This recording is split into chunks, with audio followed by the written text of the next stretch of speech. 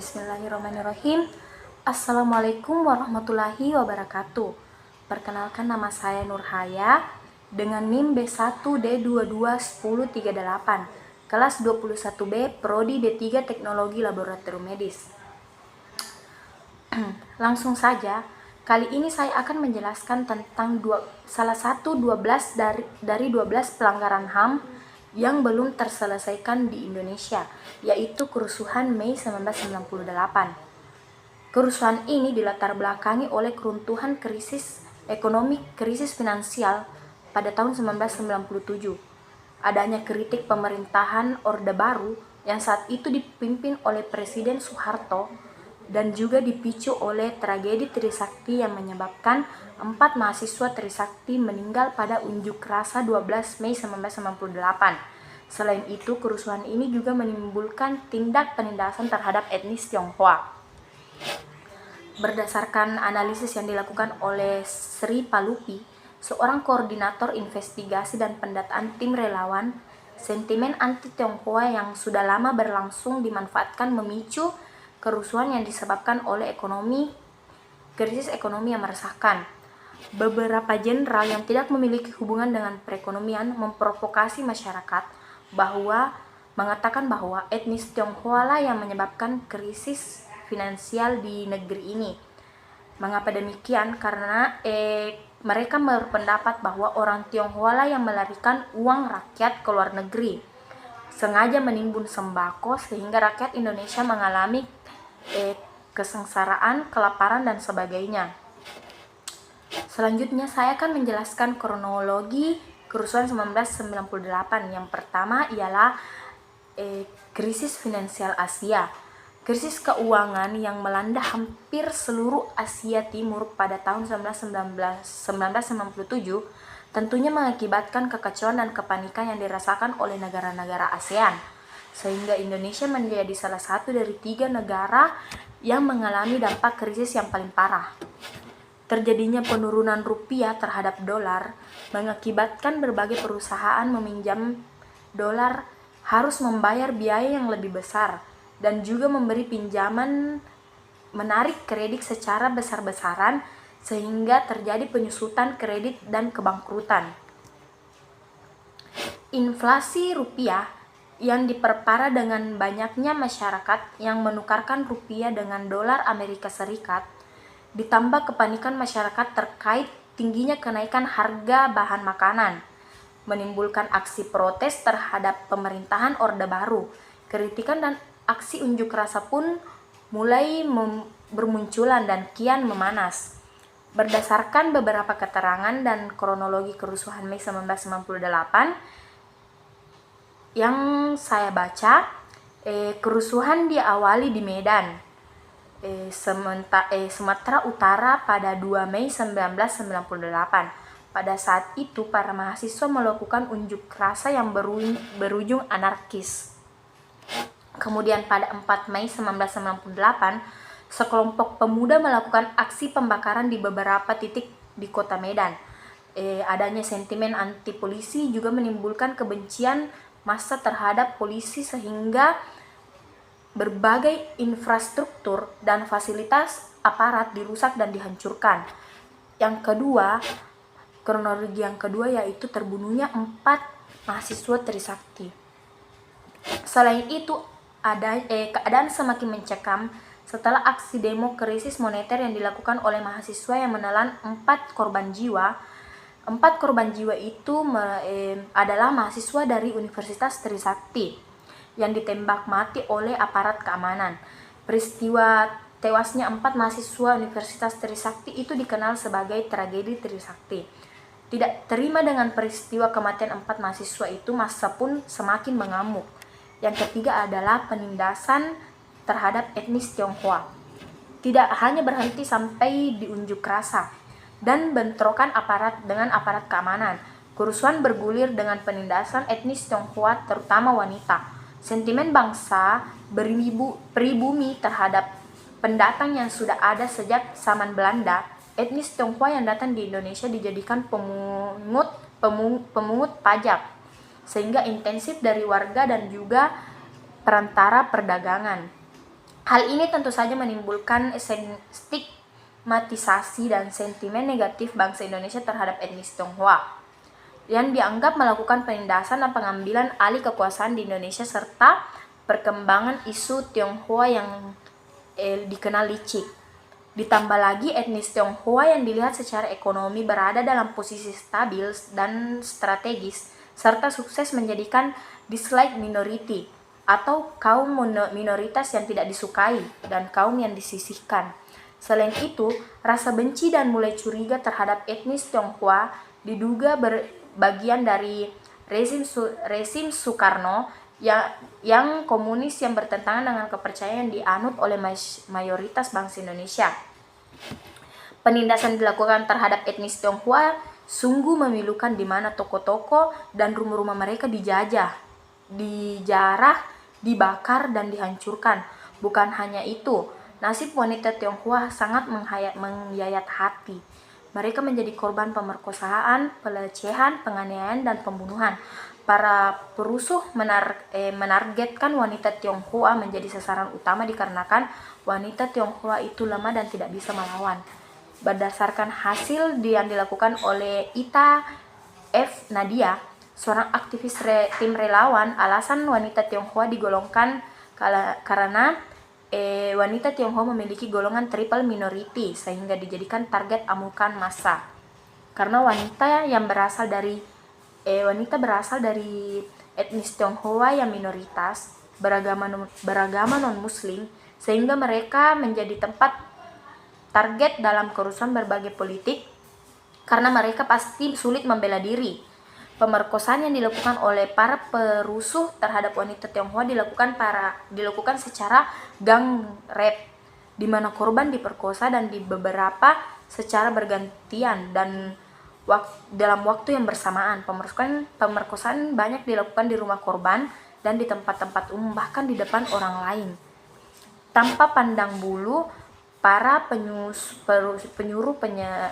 penyekap wanita Tionghoa yang dijumpai baik itu di jalan, di rumah, mereka bahkan di kendaraan transportasi seperti taksi, angkot, dan bus.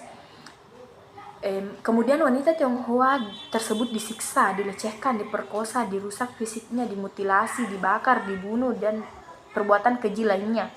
Tentu saja hal ini menimbulkan trauma psikis terhadap wanita Tionghoa ya.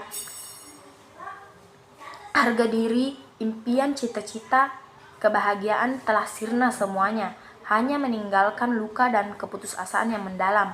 Mereka menjadi trauma terhadap laki-laki yang dikenal serta mengalami ketakutan dan kecemasan yang tidak ada henti.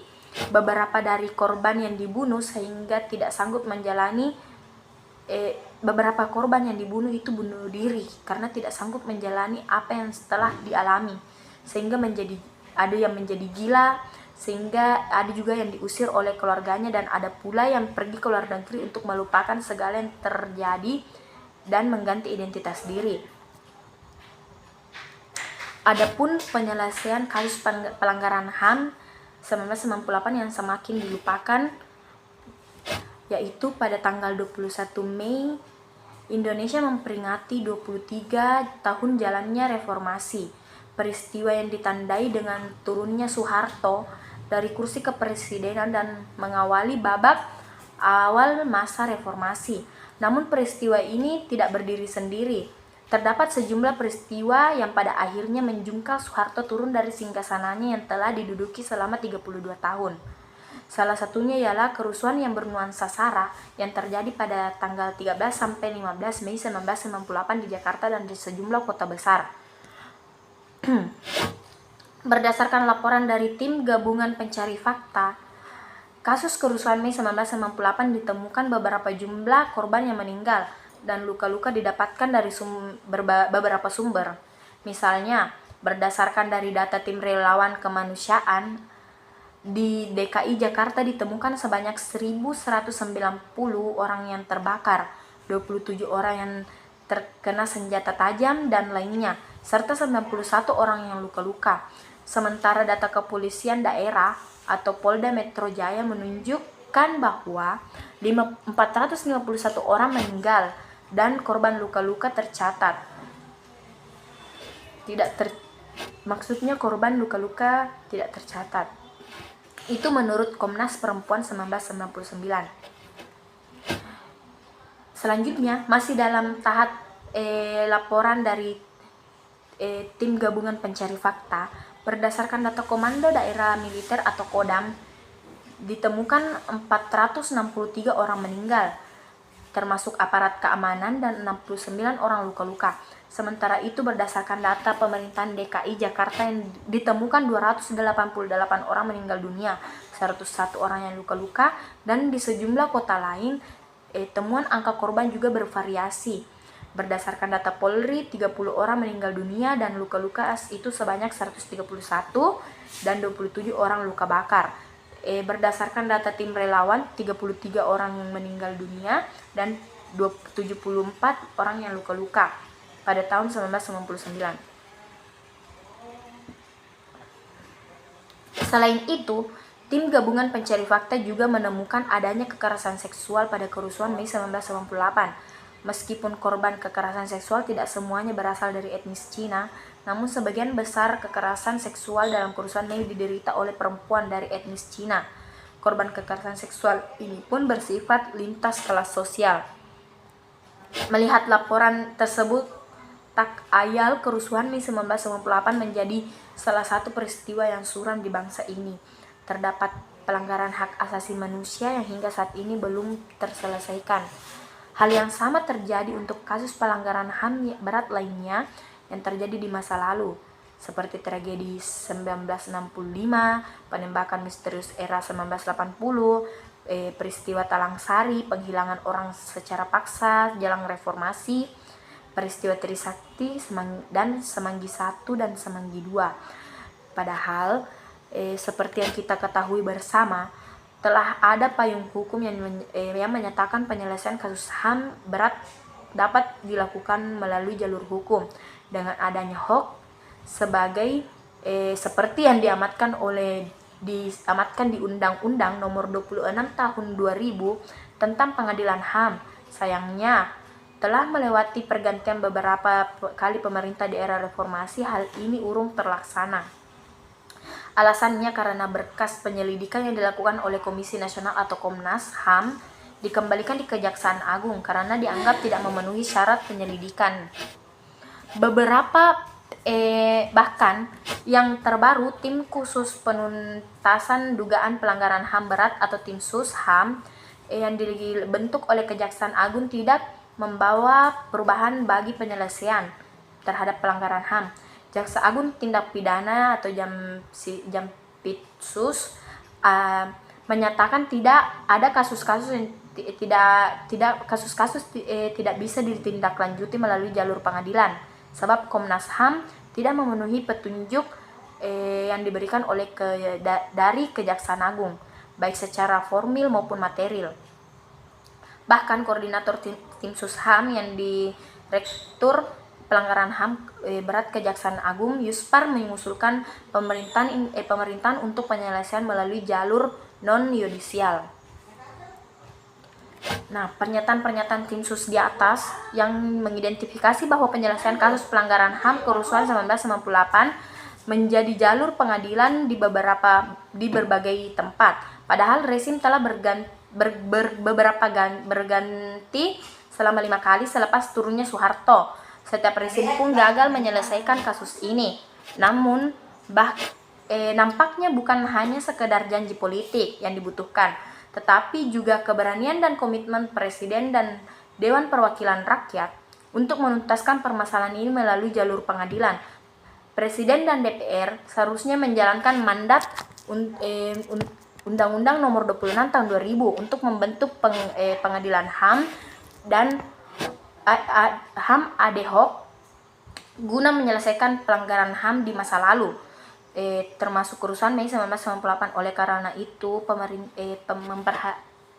itu memperhatikan persoalan di atas terhadap beberapa hal yang perlu dilakukan. Adapun beberapa hal yang dapat dilakukan yang harusnya dilakukan, yang pertama, mendorong Presiden dan Dewan Perwakilan Rakyat untuk tetap berkomitmen menyelesaikan tugas pelanggaran HAM yang di masa lalu. Kedua, mendorong Presiden untuk mengevaluasi kinerja tim sus HAM Kejaksaan Agung yang belum bekerja secara signifikan untuk menyelesaikan syarat normil maupun material dalam kasus pelanggaran HAM melalui jalur pengadilan. Ketiga, mendorong DPR untuk selalu membuka ruang bagi kelompok masyarakat sipil dalam rangka memberikan masukan dalam kasus pelanggaran HAM di masa lalu. Nah, mungkin itulah tadi penjelasan saya tentang kerusuhan Mei 1998. Apabila banyak ada kesalahan, mohon maaf. Sekian dari saya.